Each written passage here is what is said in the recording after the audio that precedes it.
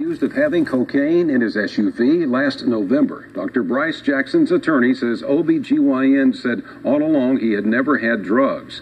The state attorney dropped the charges this morning after results from the Florida Department of Law Enforcement show the off-white substance was not cocaine. News 13's Caitlin Lawrence looks into the case tonight.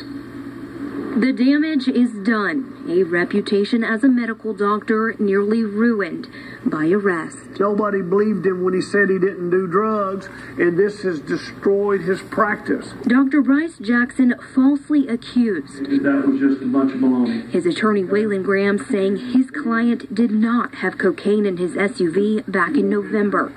That confirmed Wednesday by the Florida Department of Law Enforcement. One thing led to another, and this all just got out of control real quick. It started when Panama City police reports say the OBGYN made a quick stop at the Marine Motel in downtown, an area officers note as, quote, a high crime, high drug distribution and drug use area. He turned around in one of the local parking lots where they have a lot of transients. Well, that prompted attention from law enforcement. Officers say they pulled Jackson over after he left the motel and drove the wrong way on a one-way street. A canine was called in who alerted officers of drugs inside.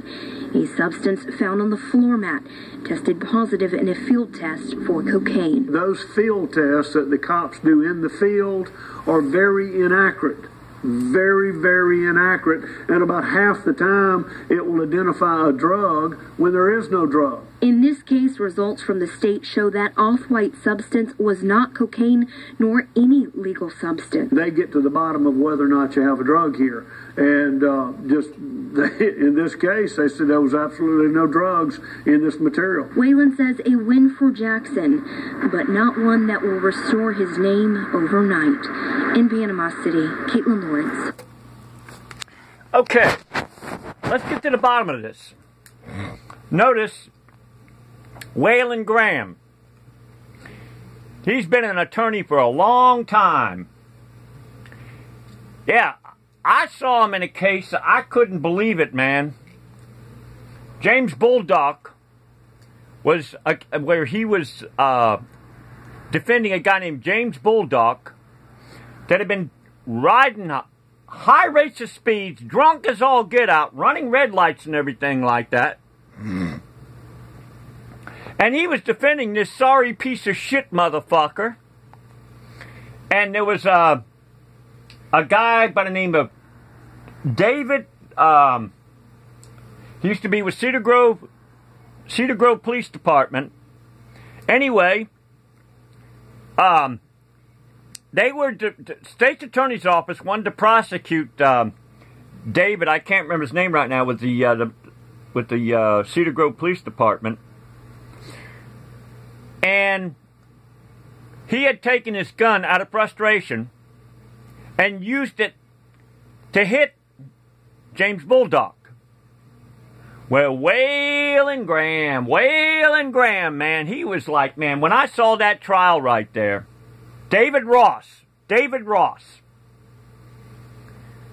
When I saw that trial, I have never seen somebody that goes round and round and round and round and didn't have a motherfucking thing to say. Now, let's ask how much this doctor paid Waylon Graham. You won't find that out. I'll guarantee you. That doctor probably paid Waylon Graham of Panama City, Florida. I'll take a guess at least $10,000, $20,000. Now, I find it awfully interesting. He says there's a lot of transients. Well, gee whiz.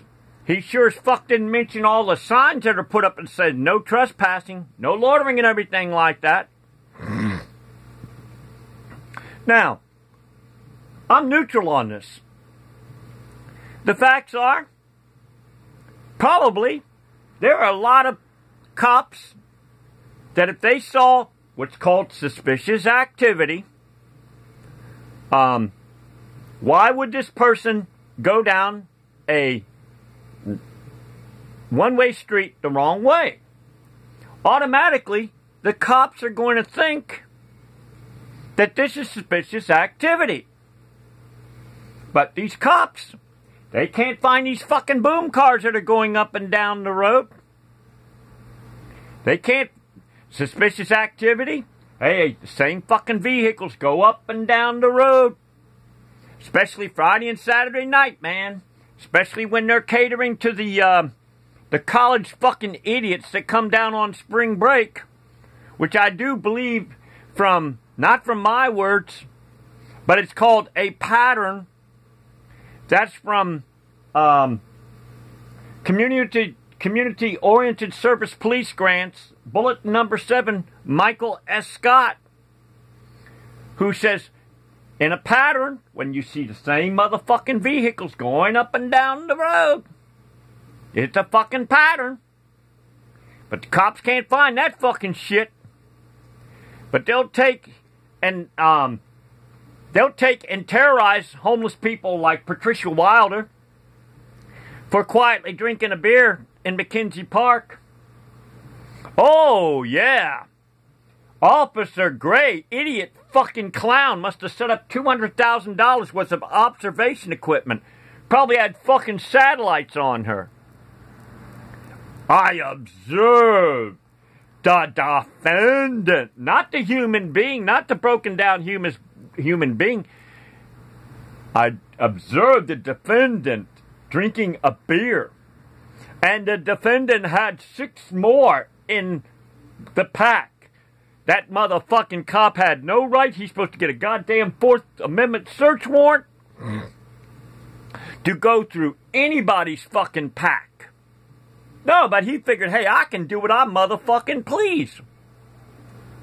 So the truth of the matter is, I will be neutral on this thing that cops have observed activity that is suspicious. They said that they found a off-white substance in the vehicle. Now, Waylon Graham, the mouthpiece motherfucker, hey, he says half of the cases where they say there's cocaine, ain't cocaine, but the doctor, I'll guarantee you that doctor must have spent $10,000 to $20,000 to $30,000 for this case to be dropped by the state's attorney. And then, hey, how do we not know that the state's attorney's office didn't get a kickback on it too? See, the truth of the matter is, attorneys ain't going to go hard on a cop. The cops are the bird dogs for the attorneys. A judge ain't going to go hard on a cop. They're the bird dog for the judges. Nobody's figured this shit out. So the truth of the matter is, this doctor, I'm sorry, if he was totally innocent, but, let's face it, there is something called suspicious activity.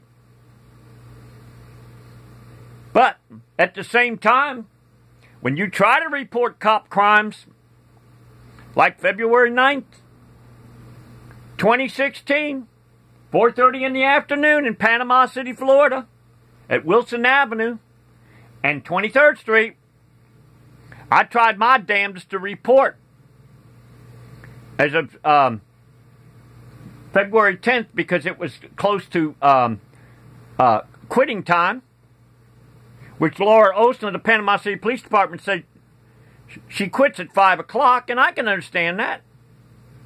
But then I found it awfully interesting when I tried talking to Cynthia Raymer, I think it is, criminal investigation of the Panama City Police Department. Then I tried talking to an Officer Smith of the Panama City Police Department. And then I tried talking to Peggy McDonald of the Bay County Sheriff's Department.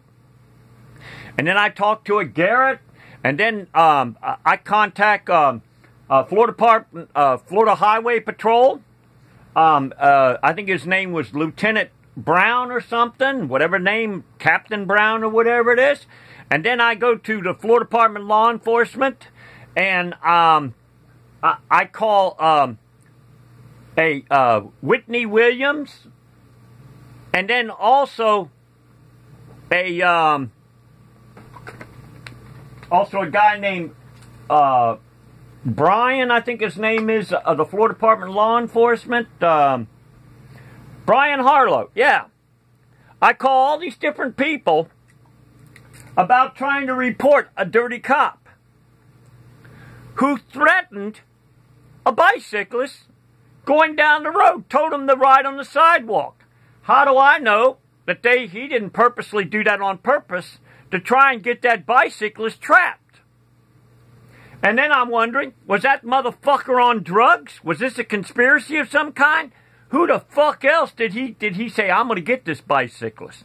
And I'll bet you that he's one of the sorry fucks that had a confrontation, a verbal confrontation with this bicyclist, and he said, I'm going to get back at this motherfucker.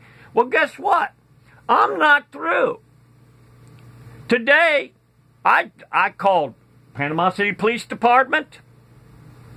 I called the Bay County Sheriff's Department. I called the Florida Highway Patrol.